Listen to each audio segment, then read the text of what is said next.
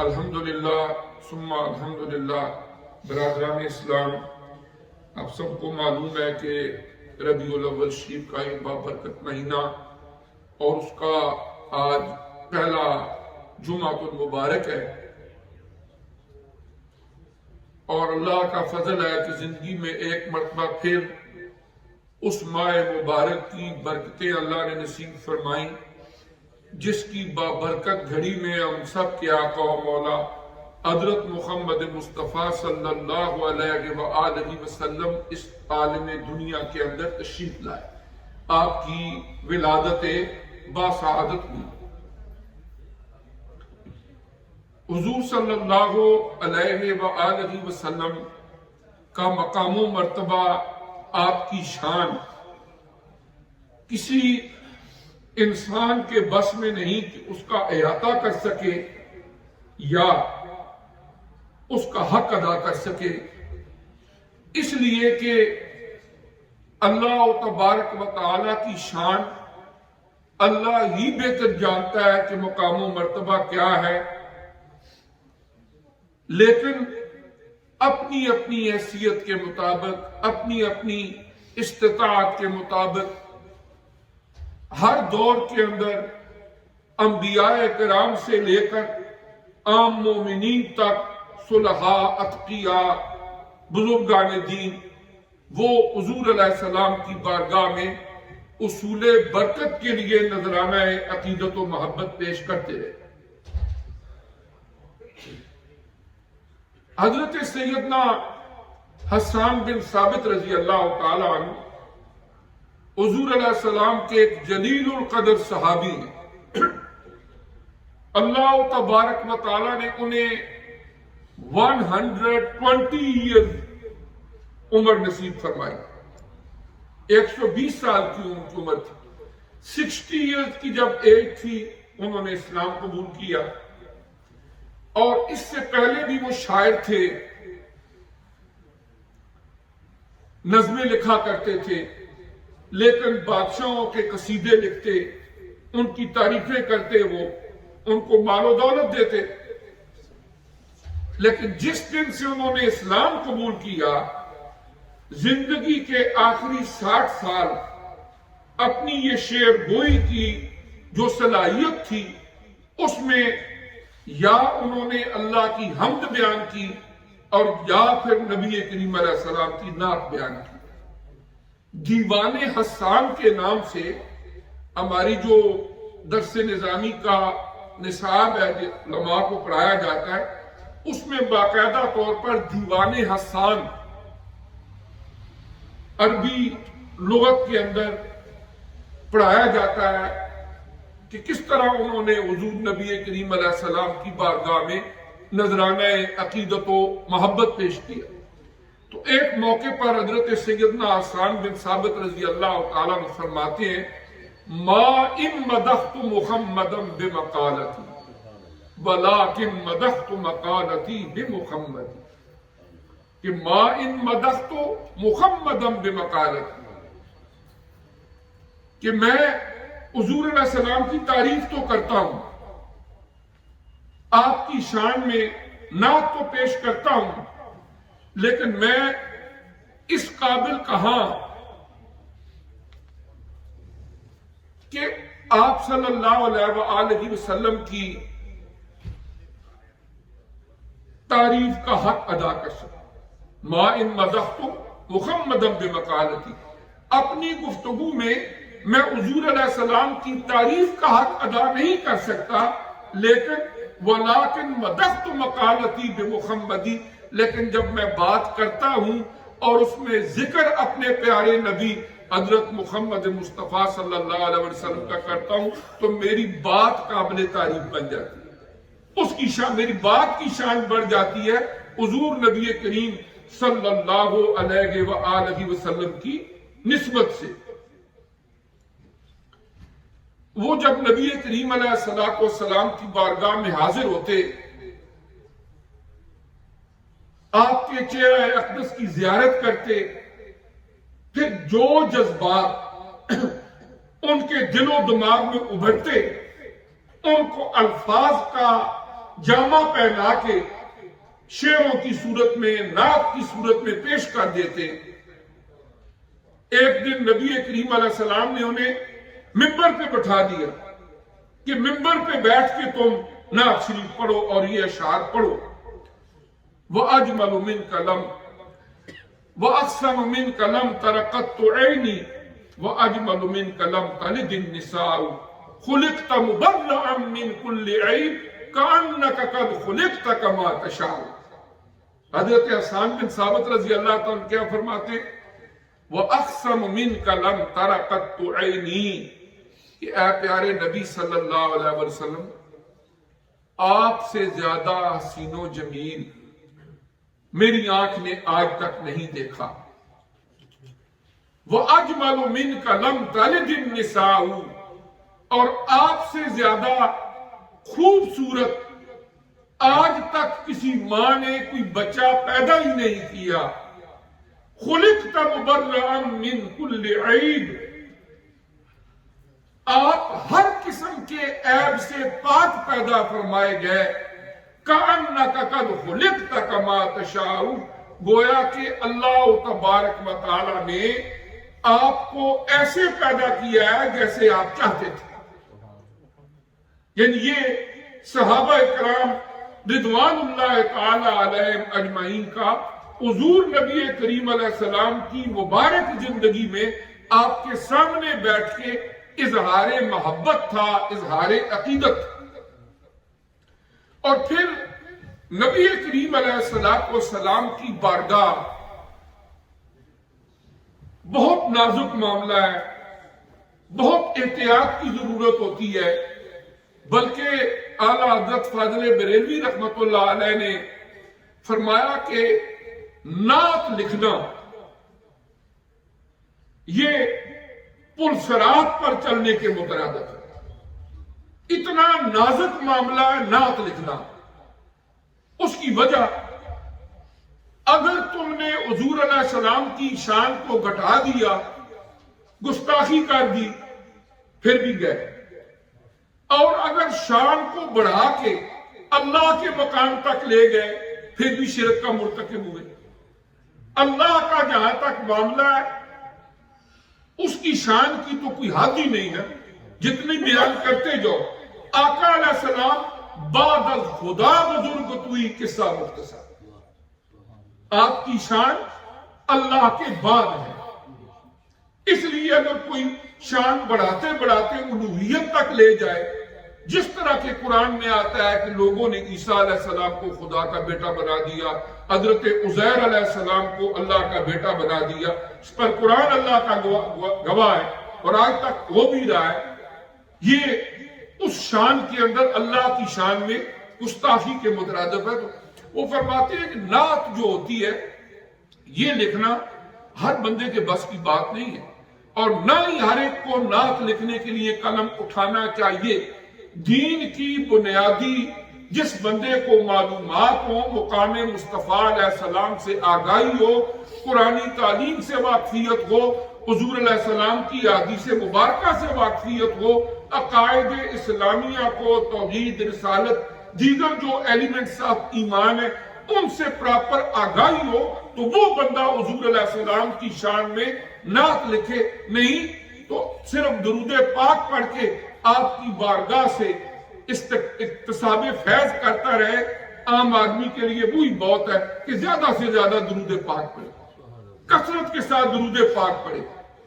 اس کا اللہ نے قرآن میں ہمیں حکم فرمایا ہے کہ ہر روز آپ کی آیت کریمہ سنتے ہیں، ان اللہ ملائکتہ یصلون علی النبی یا ایھا الذین آمنوا صلوا علیہ وسلموا تسلیما، کہ بے شک اللہ بھی، اللہ کے فرشتے بھی حضور علیہ السلام پر رحمتیں نچھاور کرتے۔ اللہ کا درود پیش کرنا کیا ہے؟ اپنی رحمتیں نچھاور کرنا۔ اور اے ایمان والو، تم بھی اللہ کے پیارے حبیب حضرت محمد مصطفیٰ صلی اللہ علیہ وسلم پر درود پیش کیا کرو۔ یہ وہ واحد عمل ہے جس کی نسبت قرآن میں آپ اللہ پاک نے اپنی طرف دی تھی۔ نماز، روزہ، زکوٰۃ، حج، سارے نیکی کے اعمال ہیں، اللہ نے اپنی طرف نسبت نہیں کی کہ اللہ بھی یہ کرتا ہے تم بھی کرو۔ درود پاک واحد عمل ہے، ان اللہ وملائکتہ یصلون علی النبی، کہ اللہ کے پیارے نبی پر اللہ اور اس کے فرشتے بھی رحمتیں نچھاور کرتے ہیں۔ اللہ کا یہ درود ہے۔ اور اے ایمان والو، تم بھی حضور علیہ السلام پر درود پاک پڑھ رکھو۔ اور پھر حضور صلی اللہ علیہ وآلہ وسلم کے ساتھ محبت کا، عقیدت کا جو تعلق ہے، صحابہ کرام سے، آل بیت اطہار سے ہمیں سیکھنا ہے، اس لیے کہ وہ اولین مخاطبین تھے قرآن پاک کے، اور وہ لوگ تھے کہ جنہیں اللہ نے دنیا کی زندگی میں یہ توفیق بخشی، انہوں نے نبی کریم علیہ السلام کا وہ زمانہ پایا جس کو آپ نے فرمایا خیر القرون قرنی ثم الذین یلونہم ثم الذین یلونہم، کہ بہترین زمانہ وہ ہے جو میرا زمانہ ہے، پھر اس کے بعد کا زمانہ، پھر اس کے بعد کا زمانہ، اسی طرح ترتیب کے ساتھ۔ یعنی وہ لوگ، ان کی زندگیاں ہمارے لیے مشعل راہ ہیں۔ اور ہم دیکھتے ہیں کہ حضور علیہ السلام کے پیارے صحابہ کرام، اللہ نے انہیں جو بھی کامیابیاں عطا فرمائیں، ان کے پاس آغاز میں نہ تو افراد کی کثرت تھی، نہ مال و دولت تھا، بلکہ مشکل ترین حالات کا سامنا کرنا پڑا۔ صرف آپ مدنی زندگی کے غزوہ تبوک کے حالات پڑھیں، سخت مشکل وقت ہے۔ جتنے لوگوں نے جتنی بھی برسر پیکار قوتیں ان سے نبردآزما ہونے کے لیے جانا ہے، اتنا سامان بھی پاس نہیں ہے، کھانے تک کے لیے ان کے پاس پورا کچھ نہیں ہے، کیونکہ 7 سالی کا زمانہ تھا۔ غزوہ بدر کو آپ دیکھ لیں، صرف 313 لوگ ہیں، تھے ان کے پاس 2 گھوڑے، 6 جرگیں، 8 شمشیریں، بدلنے آئے تھے یہ لوگ دنیا بھر کی تقدیر۔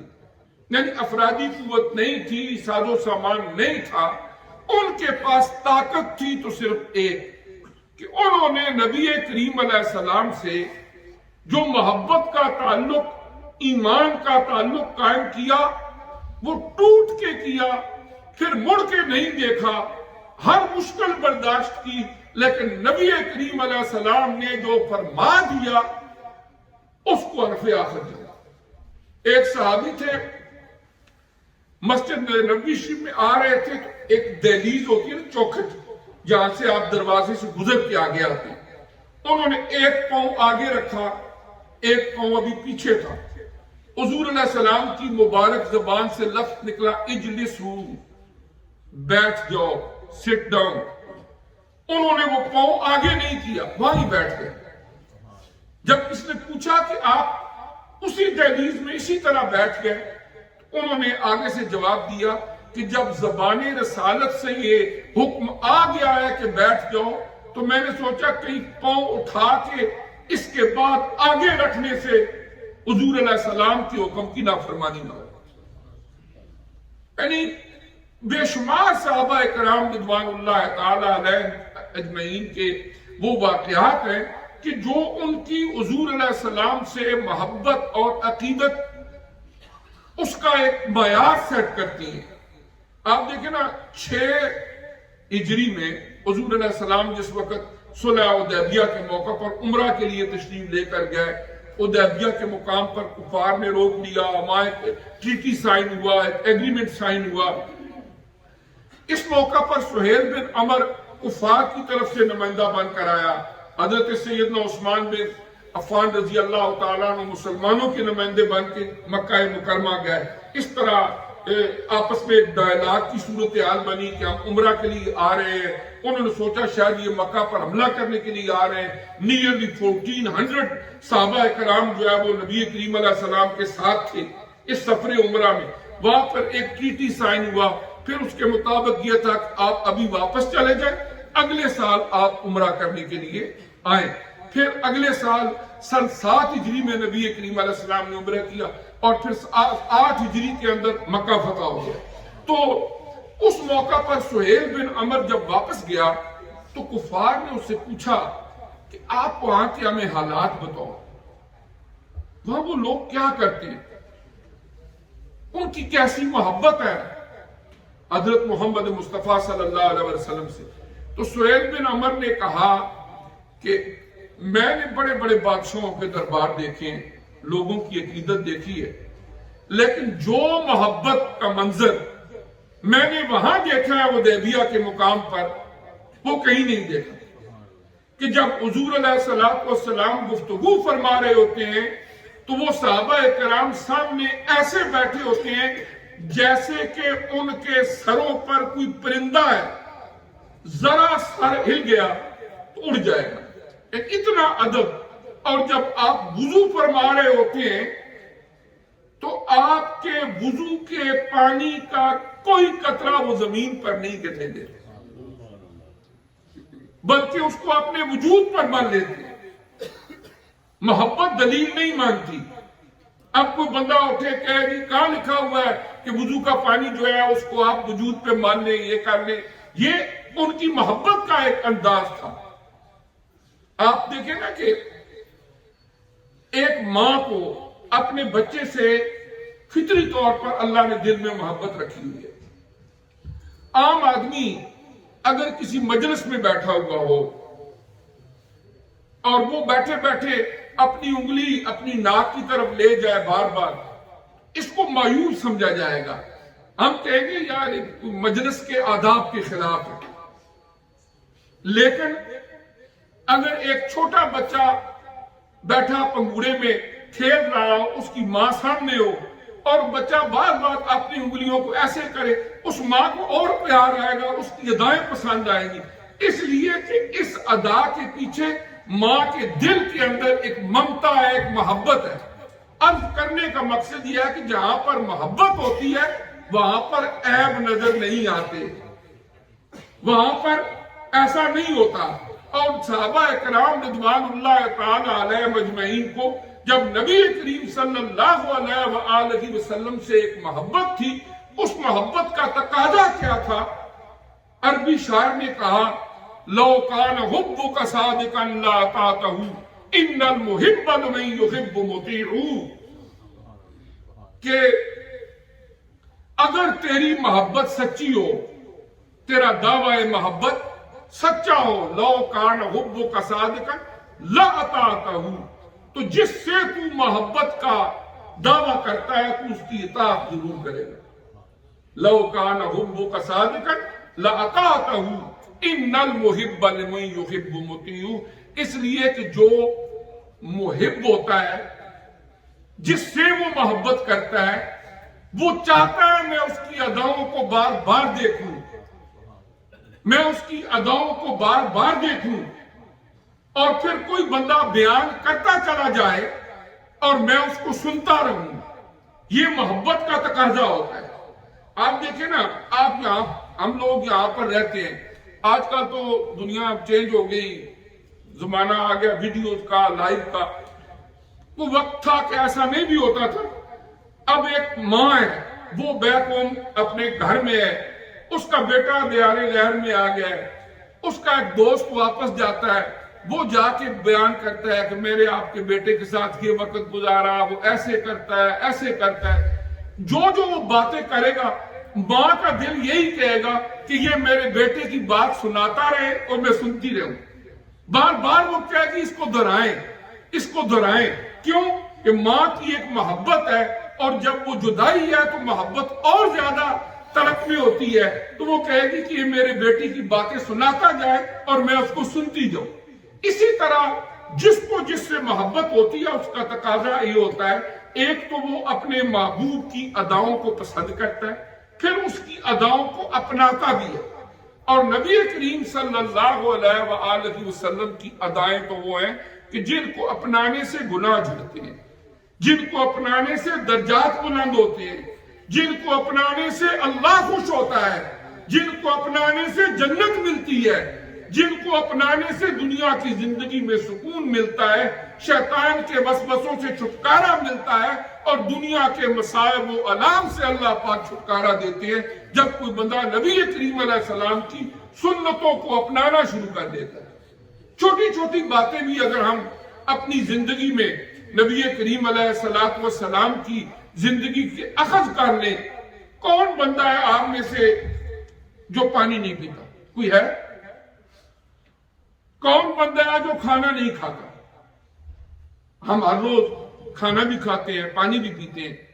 اگر ہم چھوٹی چھوٹی باتوں کو اپنے ذہن میں بٹھا لیں کہ جب آپ نے پانی پینا ہے، بسم اللہ الرحمن الرحیم پڑھ کے بیٹھ کے 3 سانس میں پینا ہے کم از کم، تو 3 دفعہ سانس لے کے اس پانی کے گلاس کو پیئیں، بعد میں آپ الحمدللہ پڑھ لیں، اور اس نیت کے ساتھ، اس ارادے کے ساتھ کہ یہ میرے نبی کریم علیہ السلام کی سنت ہے۔ آپ نے پانی تو پی لیا، لیکن ساتھ اس سنت کا ثواب بھی مل جائے۔ آپ گھر میں بیٹھتے ہیں ٹیبل پر کھانا کھانے کے لیے، بچے بھی ساتھ بیٹھتے ہیں، چھوٹے بچے، پوتے، بیٹے، بیٹیاں ہوتے ہیں۔ اگر آپ اتنی ایک بات کر لیں کہ جب آپ ٹیبل پہ بیٹھیں سب سے پہلے انہیں کہیں ہاتھ دھو لیں، اور ساتھ یہ کہیں کہ کھانے سے پہلے ہاتھ دھونا ہمارے پیارے نبی کی سنت ہے۔ دنیاوی فوائد تو اپنی جگہ ہے نا، جب ہاتھ دھوتا ہے بندہ، کچھ جراثیم کچھ چیز لگی ہوتی ہے اتر جاتی ہے، لیکن سنت سمجھ کے آپ نے ہاتھ دھوئے۔ پھر جب آپ ٹیبل پہ بیٹھ جائیں، آپ بچوں کو سکھائیں کہ جب کھانا کھائیں تو ہمارے پیارے نبی صلی اللہ علیہ وسلم بسم اللہ الرحمن الرحیم پڑھ کے کھانا کھاتے تھے۔ پڑھ لیں بسم اللہ۔ آپ نے بسم اللہ الرحمن الرحیم پڑھ لیا۔ اگر ہر روز اگر 1 دفعہ 2 دفعہ 3 دفعہ آپ اکٹھے بیٹھ کے کھانا کھاتے، جب ایک بات یہی آپ نے بچوں کو سکھا دی تو ان کی ایسی عادت بن جائے گی، کبھی وہ ہاتھ دھوئے بغیر کھانا نہیں کھائیں گے۔ لیکن آپ ادھر ادھر ہوتے ہیں، پتہ نہیں ہاتھ کہاں لگا، کیا ہوا، کئی ایک جراثیم بیکٹیریا ہاتھوں کو لگے ہوتے ہیں۔ اگر آپ طبی نقطہ اور میڈیکل سائنس کے حوالے سے بھی دیکھیں، کئی حکمتیں ہیں اس میں۔ جب آپ نے سنت سمجھ کے باقاعدہ ہاتھوں کو دھو لیا، اب اس کے بعد آپ نے کھانا کھایا، پھر بسم اللہ الرحمن الرحیم آپ نے پڑھ لیا، تو گھر میں ایک سنت پر عمل کرتے ہوئے بچوں کے ذہنوں میں یہ بات بیٹھ جائے گی، اور وہ بڑے بھی ہو جائیں گے تو وہ کہیں پر بھی جائیں گے، کھانے کا وقت ہوگا، عادت جب آدمی کو پڑ جائے نا تو بندے کو کوفت ہوتی ہے اگر وہ عادت پوری نہ ہو۔ آپ ایک چھوٹی سی مثال دیکھیں نا، ہم میں سے ہر بندہ جو صبح اٹھتے ہیں، وضو کرتے ہیں، الحمدللہ نماز پڑھتے ہیں، آپ مسواک کرتے ہیں یا برش کرتے ہیں، یہ عادت ہے نا ہماری، ہر ایک کی عادت ہے۔ اگر ایک دن آپ کی سفر میں ہے یا کسی وجہ سے آپ کے پاس برش نہیں ہے، آپ نے نہیں کیا، آپ نے صرف انگلی سے ہی دانتوں کو صاف کر لیا، وضو کر لیا، نماز پڑھ لی، اب آپ کے پاس مسواک، سارا دن آپ کو کوفت ہوتی رہے گی، یا کچھ میری مسنگ ہے، اب میں ایک دفعہ برش کر لوں نا پھر میں فریش ہوں گا۔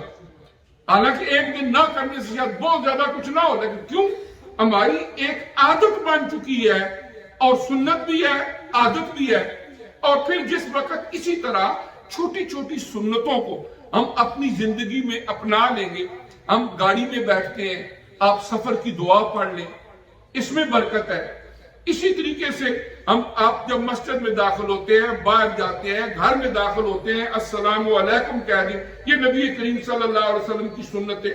تو ان چھوٹی چھوٹی عام زندگی کی سنتوں کو اگر ہم اپنا لیں تو اس سے بھی ایک بہت بڑی تبدیلی بھی آتی ہے، برکتیں بھی نصیب ہوتی ہیں، اور نبی کریم علیہ السلام کی محبت کا، ان جذبات کا اعادہ بھی ہوتا رہتا ہے کہ جب ایک دفعہ دن میں آپ بچوں کو بتاتے ہیں یہ ہمارے پیارے نبی صلی اللہ علیہ وسلم کی سنت ہے، یہ ہمارے نبی کریم صلی اللہ علیہ وسلم کی سنت ہے، کھانا کھانے سے پہلے آپ بسم اللہ پڑھیں، اب ان کے دل و دماغ میں بھی یہ بات آئے گی کہ ہمارے پیارے نبی کون ہے۔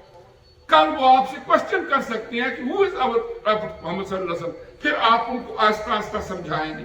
تو اس طرح یہ ہے کہ حضور صلی اللہ علیہ وآلہ وسلم، آپ کی شان اللہ نے قرآن میں بیان فرمائی، آپ کی شان آپ نے خود بیان فرمائی، اور